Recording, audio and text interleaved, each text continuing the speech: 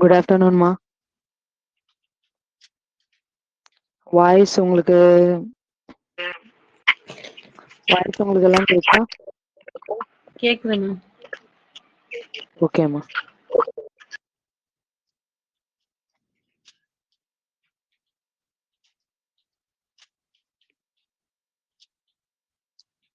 Screen share பண்றேன். Screen தெரியுதா?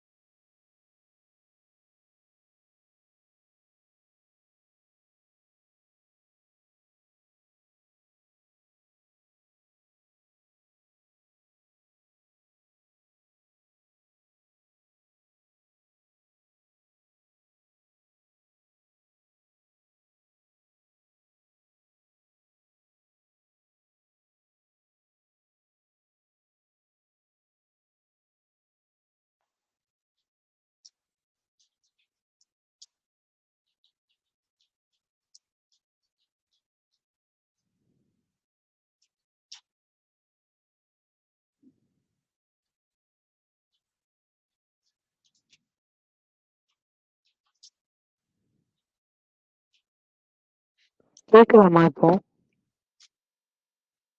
யாரோ கேட்கலன்னு மெசேஜ் போட்டிருக்கீங்க. கேக்குதா?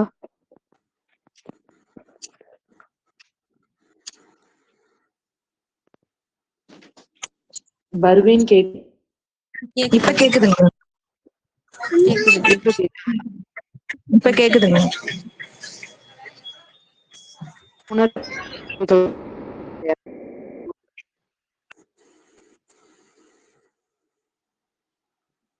ஓகே, ஸ்கிரீன் ஷேர் பண்ணது தெரியுதா? தெரியுது மேம், தெரியுது.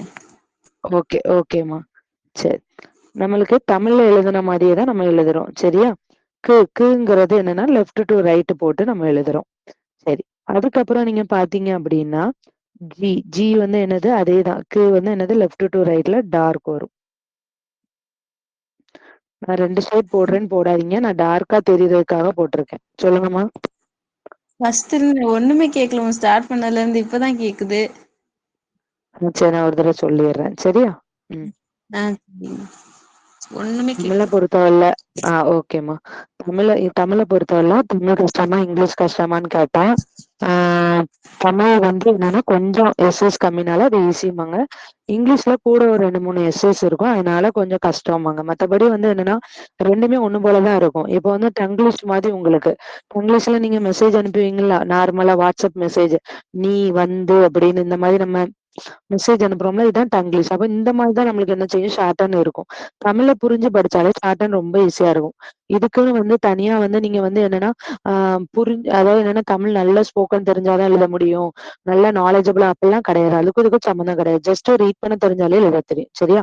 இப்போ நான் வந்து உங்களுக்கு முதல்ல தமிழ்ல சொன்ன மாதிரியே தான். முதல் 2 நாள் ஸ்டோக்கை நல்லா மனப்பாடமா படிச்சுக்கணும். நாளைக்கு உங்களுக்கு வந்து என்னன்னா கவர்மெண்ட் ஹாலிடேனால லீவு. நாளைக்கு வந்து லைவ் கிளாஸ் மட்டும்தான் இருக்காது. நாளைக்குள்ள கிளாஸஸ் சேர்த்து நான் இன்னைக்கே நடத்திடுவேன். ஸோ ஹோம்ஒர்க் உங்களுக்கு கண்டிப்பா 2 நாளைக்கு இருக்கும். அதை நீங்க பண்ணிட்டு வந்துருங்க. ஓகேவா? இப்போ வந்து என்னன்னா பீங்கிற ஸ்ட்ரோக் வந்து பீயோட ஏ வச்சாத்து வாசிச்சு பாருங்க, பிளான் வரும். அப்ப தமிழ்ல இப்புக்குள்ள ஸ்ட்ரோக் அதே ஸ்ட்ரோக் தான் வரும். நீங்க வந்து இங்கிலீஷ்க்கு தனியா படிக்கணும் இல்ல, ஒரு சில ஸ்ட்ரோக் மட்டும் மாறும். ஓகேவாமா? அதே மாதிரிதான் பி மேல இருந்து கீழே லைட், பி வந்து டார்க் மேல இருந்து கீழே, டி வந்து எடுத்தீங்கன்னா இட்டோட ஸ்ட்ரோக். இந்த தமிழ்ல வந்து உங்களுக்கு எந்த ஸ்ட்ரோக் போடுறோம்னு தெரியறதுக்காக நான் போட்டிருக்கேன். தமிழ்ல படிக்க வேணாம், டீனே படிங்க. அடுத்து டி டார்க். சிஹெச் எடுத்தீங்கன்னா இச்சா வரும்லமா, இச்சா ஸ்ட்ரோக். சர்ச்சுக்கு வரும் தெரியுமா, சிஹெச் சேர்ந்து வருது. மேல இருந்து கீழே லைட், ஜேக்கு வந்து டார்க், சிகே வந்து லெஃப்ட் டு ரைட், ஜி வந்து ரைட். இதெல்லாம் வந்து உங்களுக்கு பேஜ் நம்பர் 4 இங்கிலீஷ் புக்ல இருக்கும். நீங்க புக்கை பார்த்து எழுத வேணாம், நான் எழுதுறத பார்த்து எழுதுங்க. ஒவ்வொன்றும் வந்து அரை பேஜ் எழுத வேணாம், ஏன்னா தமிழ் நீங்க எழுதி பழகிட்டீங்க. சோ இது ஒவ்வொன்றும் வந்து நீங்க 6 to 7 லைன்ஸ் எழுதுனா போதும். ஓகேவாமா? ஆனா வந்து நல்ல மனப்பாடமா பண்ணிடணும். புதன்கிழமை வரும்போது டெஸ்ட் வச்சுட்டு தான் அடுத்த எஸ்ஏஸ் போகும். ஓகேவா? சரி, இப்போ அடுத்த இது பார்ப்போம் நம்ம. இது வந்து கொஞ்சம் வித்தியாசமா இருக்கும். இந்த ஸ்ட்ரோக்கை படிச்சுக்கணும். எஃப்ங்கிறது 4ஆ பிரிச்சிங்கன்னா நம்ம ஷே போடுவோம்லமா தமிழ்ல, அதான் வந்து என்னது எஃப், மேல இருந்து கீழே லைட். சரியா? அடுத்து வந்து பாருங்க, நீங்க உங்களுக்கு தெரியறதுக்காக அடுத்தடுத்து எழுதுறேன். நீங்க என்னது 6 லைன் 7 லைன் விட்டுட்டு தான் எழுதணும்.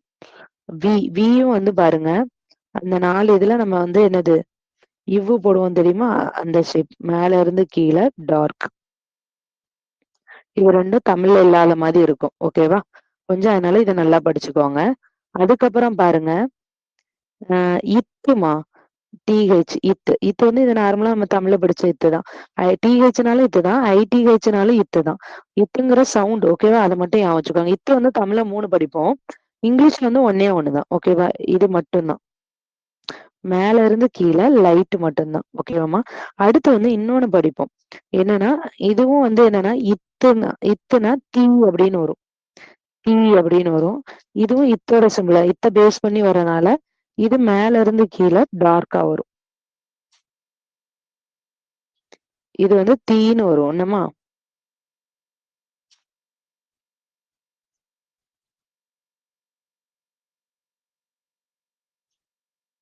ஓகே, அடுத்து என்னன்னு பாருங்க. அடுத்து வந்து என்னன்னா எஸ்ங்கிறது நம்ம இங்க படிச்சீங்களா, இஷ்ன்னு படிச்சிருப்பீங்க, இஷ்ன்னு. அதேதான், மேல இருந்து கீழே லைட். ஓகேவா? அதுக்கப்புறம் இதுல இன்னொன்னு எக்ஸ்ட்ரா என்ன வரும் அப்படின்னா, இசட் அப்படின்னு ஒண்ணு வரும். இசட்னு வரும். இசட் வந்து என்னன்னா அதுவும் இஸ் சவுண்டு தான், மேல இருந்து கீழே டார்க். இது தமிழ்ல இருந்து மாறுபடும், கொஞ்சம் பாத்துக்கணும். அடுத்து எப்பவும் போல எஸ்கேச்னாலும் இஷ் தான், ஐஎஸ்கேச்னாலும் இஷ் தான். தமிழ்ல இஷ் படிச்சிருப்பீங்கல்ல, அது வந்து என்னது 2 டைரக்ஷன் படிச்சிருப்பீங்க. இதுல மேல இருந்து கீழே லைட் ஒரு டைரக்ஷன். ஏன்னா அந்த டைரக்ஷன் நம்ம இப்ப எஃப்னு படிச்சிருப்போம். சரியா? அடுத்து வந்து பாருங்க, அடுத்து வந்து இசட்ஹெச், மேல இருந்து கீழே ஜி அப்படின்னு சவுண்ட் வரும். இசட்ஹெச் இல்லைன்னா என்னது இசட்ஹெச் ஜி.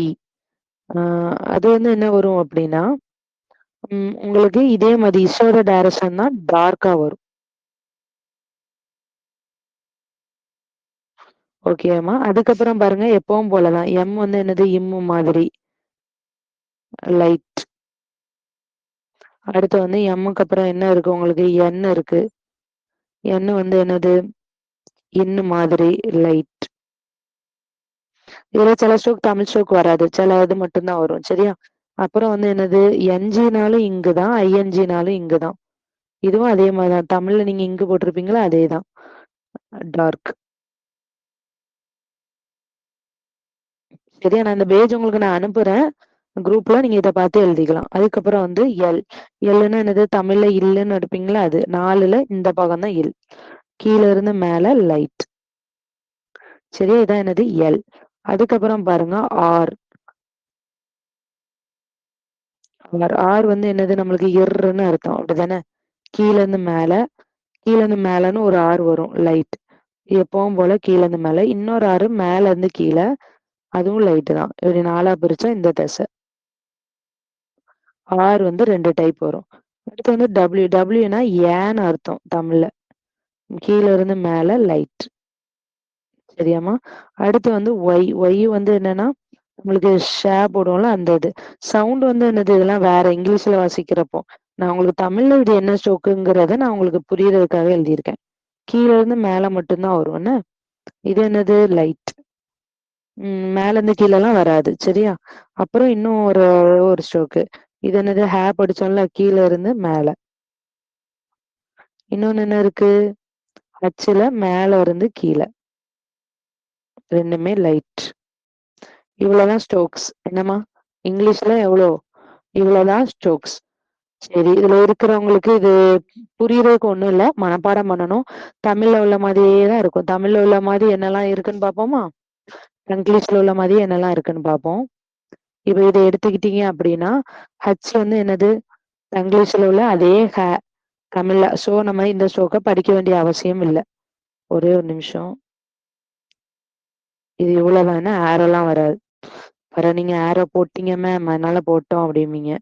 அதே போல இது வந்து வேற என்ன, ஒய்யும் ஏவும் படிக்கணும். இரு வந்து தமிழ்ல உள்ளதான் ஆர். ஆரா இருக்கட்டும், இல்லா இருக்கட்டும், இங்கா இருக்கட்டும், என்னா இருக்கட்டும், இம்மா இருக்கட்டும். இந்த இஷ் சி இருக்காது, இஸ் இருக்கும், எஸ் இருக்கும், தி இத்து. தி இத்துனா என்னது, ரெண்டுமே இத்தோட ஃபேமிலி தான். அதுக்கப்புறம் உள்ளது எல்லாமே தமிழ்ல நம்ம எப்படி படிச்சோமோ அதுக்கு இங்கிலீஷ், அவ்வளவுதான். சவுண்ட் சரியா, ஒரு 4-5 ஸ்ட்ரோக் மட்டும் தான் டிஃப்ரெண்டா இருக்கும். மீதி தமிழ்ல உள்ள அத்தனை ஸ்ட்ரோக்கும் இதுல வராது. ஏன்னா சவுண்ட் பேசிக், அந்த சவுண்ட் எல்லாம் நம்மளுக்கு இங்கிலீஷ்ல வராது, அதனால கிடையாது. ஓகேவாமா. இதெல்லாம் ஒரு 6-7 லைன் எழுதிட்டு வந்துடணும். எல்லா ஸ்ட்ரோக்குமே கொடுத்துட்டேன் சரியா, எல்லா ஸ்ட்ரோக்குமே கொடுத்துட்டேன். உங்களுக்கு வந்து இப்போ கூட ஹோம்ஒர்க் கொடுக்கவா, எப்படி, நீங்க தான் சொல்லணும். ஏன்னா எல்லா ஸ்ட்ரோக்கும் கொடுத்துட்டேன். 2 days படிச்சுட்டு வந்துடலாமா, இல்ல மேம் நாங்க இன்னும் கொஞ்சம் செய்யறோம் அப்படின்னா நான் அடுத்த இதையும் நடத்திடுவேன். எப்படி, 3 பேர் லைன்ல இருக்கீங்க, பேசுங்க பாப்போம். நடத்திடுங்க. நடத்திடுவோமா, சரி.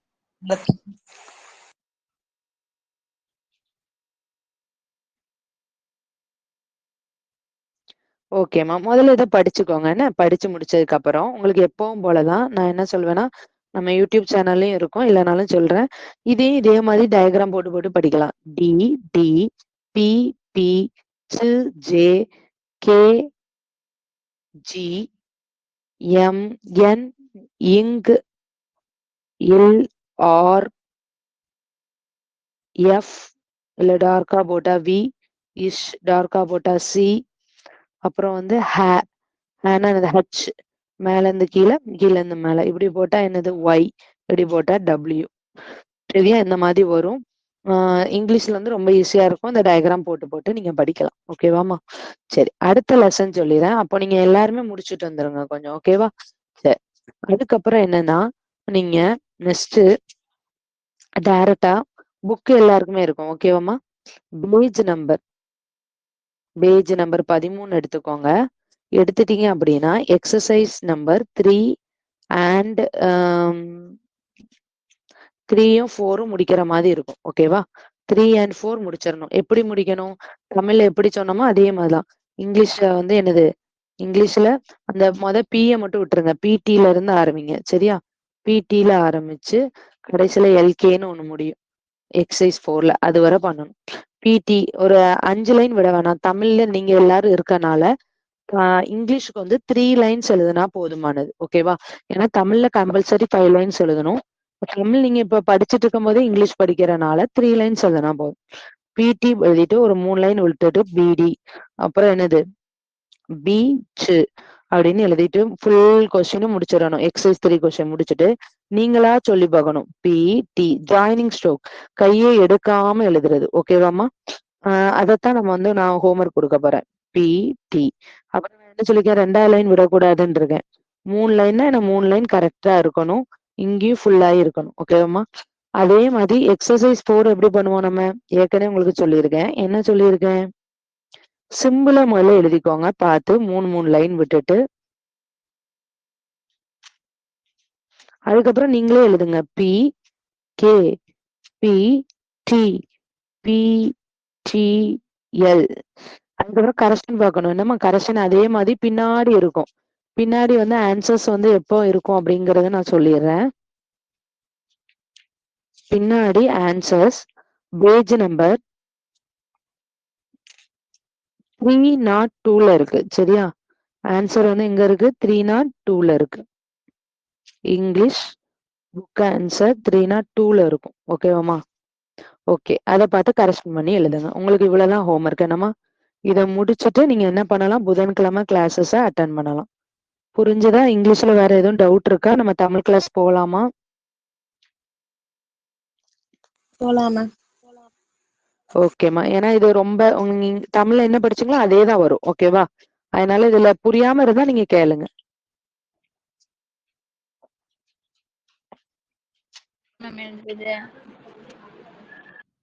ம் சொல்லுங்கம்மா. எக்ஸசைஸ் 3 எப்படி எழுதுறதுங்க மேம்?